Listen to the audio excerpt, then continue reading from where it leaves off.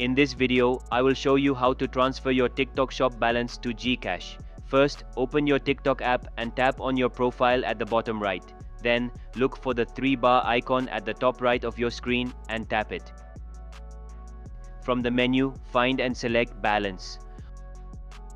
Once you're on the balance page, tap on your estimated balance to view your available funds.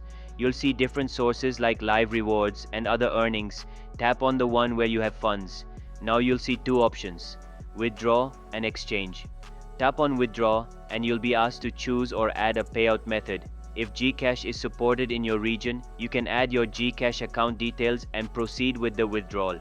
If it's not available, keep an eye on the payout methods. They might add GCash support soon. If you found this video helpful, give it a like. For more tech videos like this, subscribe. Catch you later.